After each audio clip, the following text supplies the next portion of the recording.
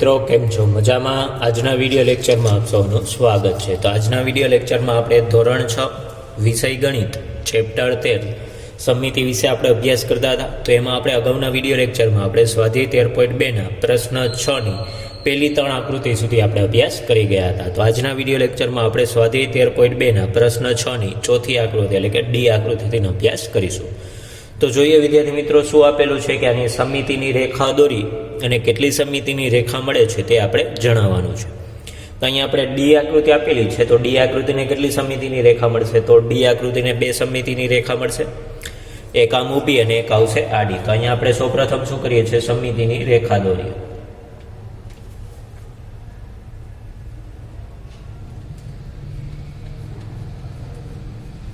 आ पेली समितिनी रेखा અને આ થશે બીજી સમિતિની રેખા।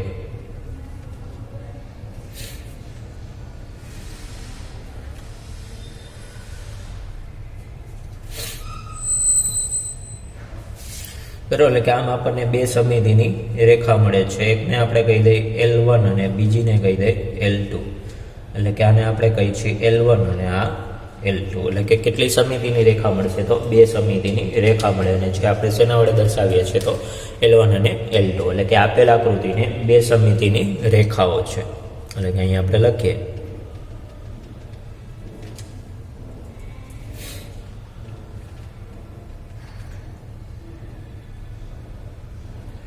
આપેલ આકૃતિને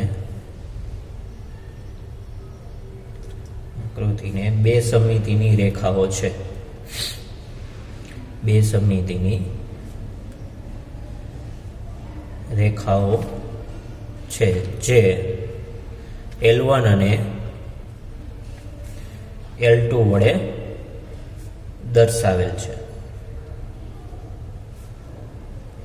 કે આપેલ આકૃતિને કેટલી સમિતિની રેખાઓ છે? તો આપેલ આકૃતિને બે સમિતિની રેખાઓ છે જે L1 અને L2 વડે દર્શાવેલ છે। ત્યારબાદ બીજી આકૃતિ જોઈએ તો બીજી આકૃતિને કેટલી સમિતિની રેખા મળશે? તો બીજી આકૃતિને એક સમિતિની રેખા મળશે કે જેના દ્વારા આપણે આકૃતિનું શું કરી શકીએ? બે સરખા ભાગમાં વિભાજન કરી શકીએ। તો એક જ આડી સમિતિની રેખા મળશે કે જેના દ્વારા આકૃતિનું શું થાય? બે સરખા ભાગમાં વિભાજન થાય। તો અહીંયા આપણે સમિતિની રેખા દોરીએ તો આ મુજબની આપણને સમિતિની રેખા મળશે।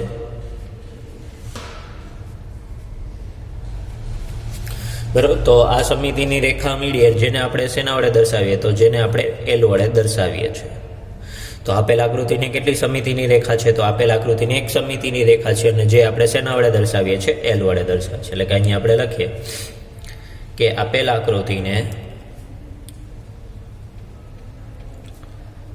આકૃતિને એક સમિતિની રેખા છે। સમિતિની રેખા છે જે L વડે દર્શાવેલ છે।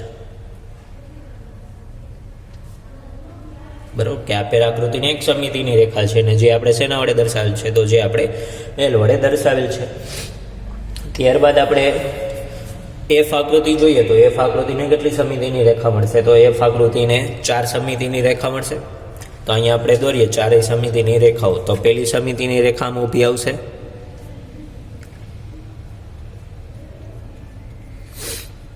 આવું પેલી સમિતિની રેખા, પછી આ થશે બીજી સમિતિની રેખા, પછી આ ત્રીજી સમિતિની રેખા,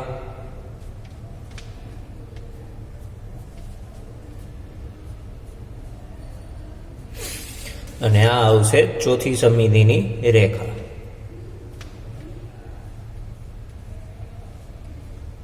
બરાબર, કેટલી સમિતિની આપણને રેખા મળશે? તો આપેલ આકૃતિને 4 સમિતિની રેખાઓ મળશે કે જેને આપણે શેના વડે દર્શાવીએ? તો આ L1 વડે દર્શાવું છું, પછી બીજી સમિતિની રેખાને આપણે L2 વડે દર્શાવીએ, ત્રીજી સમિતિની રેખાને આપણે L3 વડે અને ચોથી સમિતિની રેખાને આપણે દર્શાવીએ છીએ L4 વડે।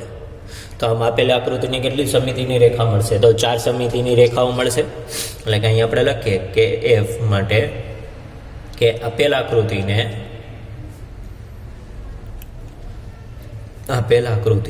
4 સમિતિની રેખાઓ રેખાઓ છે કે આપેલ આકૃતિને કેટલી સમિતિની રેખાઓ છે? તો આપેલ આકૃતિને 4 સમિતિની રેખાઓ છે. કઈ કઈ? કે જે આ L1, L2, L3 અને L4 વડે દર્શાવેલ છે. કે આપેલ આકૃતિને કેટલી સમિતિની રેખાઓ છે? તો આપેલ આકૃતિને 4 સમિતિની રેખાઓ છે, જે L1, L2, L3 અને L4 વડે આપણે શું કરેલું છે? દર્શાવેલું છે. ત્યારબાદ આગળ આપણને 7મો પ્રશ્ન જોઈએ. તો 7મો પ્રશ્ન શું આપેલો છે? કે અંગ્રેજી મૂળાક્ષરો A થી Z લો અને તેમાંના એવા અક્ષરોની યાદી બનાવો કે જેમાં સમિતિની રેખા કેવી હોય? ઊભી હોય. દાખલા તરીકે એ લઈએ તો અહીંયા આપણે બાજુમાં એ આપેલો છે, તો એને સમિતિની રેખા કેવી મળશે? એ મળશે. તો એવા બીજા કયા અક્ષરો છે કે જેને સમિતિની રેખા કેવી હોય? ઊભી હોય. પછી બીજું, સમિતિની રેખા આડી હોય તો બી લઈએ તો બીને કેવી સમિતિની રેખા મળશે? આડી સમિતિની રેખા, કે જેના દ્વારા આપણે બીનું શું કરી શકીએ? 2 સરખા ભાગમાં વિભાજન કરી શકીએ. તેવા બીજા કયા અક્ષર છે કે જે આડી સમિતિ ધરાવે છે તે? અને છેલ્લું એટલે કે સી, કે સમિતિની રેખા ન હોય, એટલે કે દાખલા તરીકે ક્યુ લઈએ તો ક્યુને એક પણ સમિતિની રેખા ન હોય. તો એવા કયા અક્ષરો છે કે જેને એક પણ સમિતિની રેખાઓ નથી? તો અહીંયા આપણે પહેલાનો જવાબ લખીએ તો એ, કે જેમને સમિતિની રેખા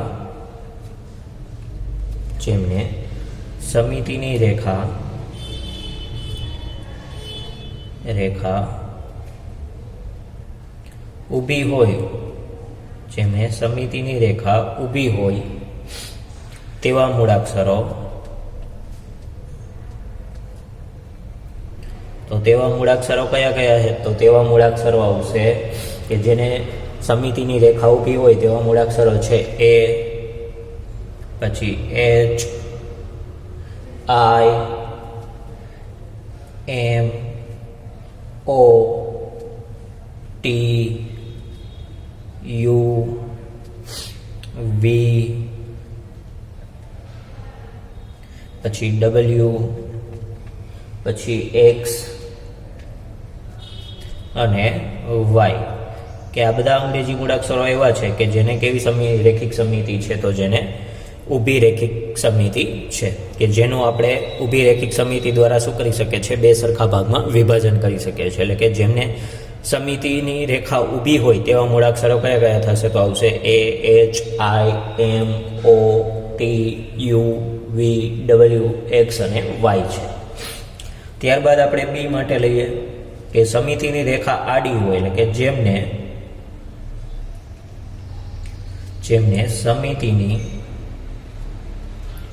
સમિતિની રેખા આડી હોય તેવા મૂળાક્ષરો, કે જેને સમિતિની રેખા આડી હોય તેવા મૂળાક્ષરો કયા કયા થશે? તો એવા મૂળાક્ષરો આવશે બી, પછી સી, પછી ડી, પછી EH, I, EH, I, K, O અને X. કે આ બધા અંગ્રેજી મૂળાક્ષરો એવા છે કે જે આડી રેખિક સમિતિ ધરાવે છે, કે જેનું રેખિક સમિતિ આડી દોરીને આપણે એનું શું કરી શકીએ છીએ? 2 સરખા ભાગમાં વિભાજન કરી શકીએ એવા મૂળાક્ષરો છે. એટલે કે જેમને સમિતિની રેખા આડી હોય તેવા મૂળાક્ષરો થશે B, C, D, E, H, I, K, O અને X છે. ત્યારબાદ ત્રીજું આપણને આપેલું છે કે જેને એક પણ સમિતિની રેખા ન હોય તો એવા મૂળાક્ષરો કયા કયા થશે? તો અહીં આપણે લખીએ કે જેમને એક પણ સમિતિની રેખા ન હોય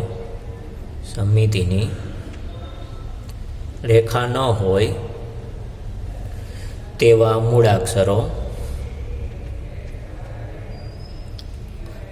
કે જેમને એક પણ સમિતિની રેખા ન હોય તેવા મૂળાક્ષરો કયા કયા થશે? તો એવા મૂળાક્ષરો આવશે F, પછી G, પછી Z, L, N, P, Q, R, S, અને ઝેડ છે કે આ બધા મૂળાક્ષરો એવા છે કે જેને એક પણ સમિતિની રેખા નથી, એટલે કે જેમને એક પણ સમિતિની રેખા ન હોય તેવા મૂળાક્ષરો થશે એફ, જી, ઝે, એલ, એન, પી, ક્યુ, આર, એસ અને ઝેડ કે જેને એક પણ સમિતિની રેખાઓ નથી. ત્યારબાદ 8મો પ્રશ્ન આપણે જોઈએ તો 8મો પ્રશ્ન આપણને શું આપેલો છે કે નીચે ગળી વાળેલા કાગળ અને તેની ગળી ઉપર દોરેલી ભાત દર્શાવેલી છે, તો દરેકમાં ભાતને કાપ્યા પછી મળતા આકારની સાદી આકૃતિ દોરો. કે દરેકમાં ભાતને કાપ્યા પછી જે મળતો આકાર છે એ મળતા આકારની આપણે શું દોરવાની છે? સાદી આકૃતિ દોરવાની છે. તો પહેલી આકૃતિ અને બીજી આકૃતિ છે તમે અહીંયા જોઈ શકો છો કે જેને ભાત છે એ કઈ રીતની જોવા મળે છે, અને ત્યારબાદ આપણે ભાતને કાપ્યા પછી જે મળતો આકાર છે એ મળતા આકારની આપણે શું કરવાની છે? સાદી આકૃતિ દોરવાની છે. તો સૌપ્રથમ એની આપણે સાદી આકૃતિ દોરીએ.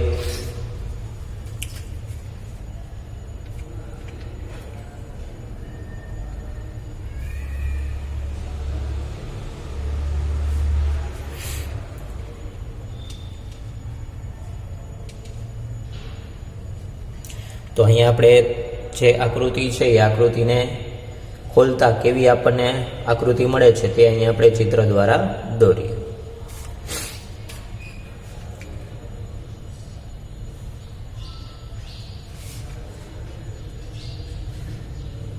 બરોબર, આ રીતે આકૃતિ થશે. એમાં ઊભી રેખિક સમિતિ આપેલી છે આપણને, અહીંયા આપણે ઊભી રેખિક સમિતિ દોરીએ. આ ઊભી રેખિક સમિતિ થશે. ત્યારબાદ બંને બાજુ આપણે શું આપણને આપેલી છે? ચિત્રની એક ભાત આપેલી છે. એ ચિત્રની ભાત આપણે અહીંયા દોરીએ.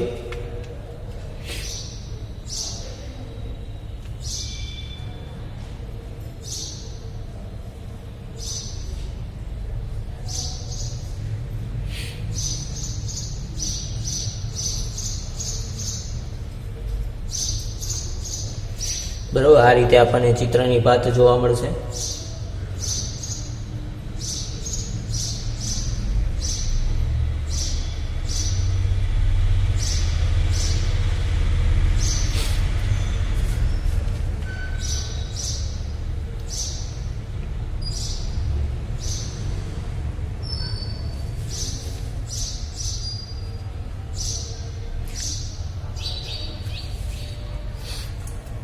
એટલે કે આપણે ચિત્રની જે ભાત જોવા મળે છે તે અહીં આપણે દોરીએ તો આપણને આ મુજબની ચિત્રની ભાત જોવા મળશે.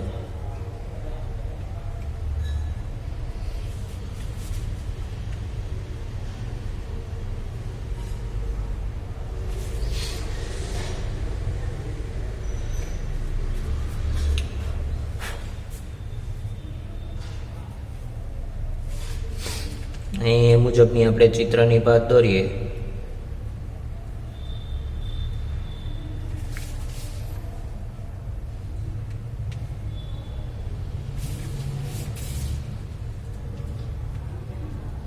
તો આ મુજબની આપણને ચિત્રની શું જોવા મળે છે? એના ઉપર ભાત જોવા મળે છે. કે આકૃતિ જે આપેલી છે એ આકૃતિમાં અડધી ગળી વાળેલી કાગળ છે. એ કાગળને આપણે ખુલ્લો કરીએ તો આપણને આ મુજબની આકૃતિ જોવા મળશે. ત્યારબાદ બીજી આકૃતિ જોઈએ તો બીજી આકૃતિ આપણને આ મુજબ આપેલી છે, ગળી વાળેલી. હવે એ આકૃતિને આપણે ખુલ્લી કરીએ અને એનું ચિત્ર દોરીએ તો આ મુજબ આપણને ચિત્ર જોવા મળશે.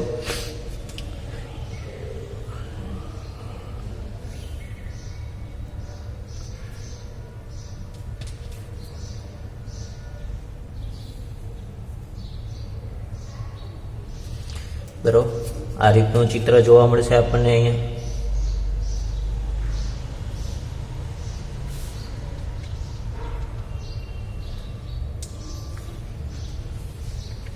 અને એમાં આપણને શું આપેલું છે? આડી સમિતિની રેખા આપેલી છે. એટલે કે અહીંયા આપણે આડી સમિતિની રેખા દોરીએ.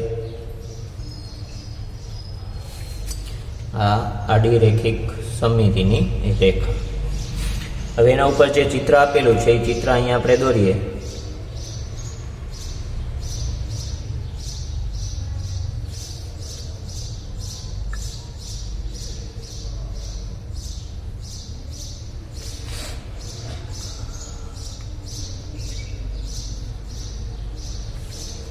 તો આ મુજબનું આપણને કાગળની જે ગળી આપેલી છે એ ગળી ઉપર આપણને આ મુજબનું ચિત્ર જોવા મળશે.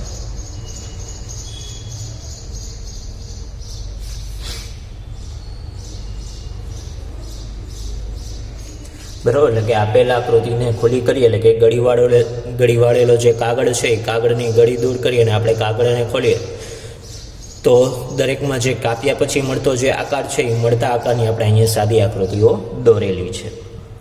તો અહીંયા આપણે સ્વાધ્યાય 13.2 પૂર્ણ કરીએ છીએ. આવતા વિડીયો લેક્ચરમાં આપણે સ્વાધ્યાય 13.3નો અભ્યાસ કરીશું. તો ત્યાં સુધી દરેક વિદ્યાર્થી મિત્રોને જય હિન્દ, જય ભારત.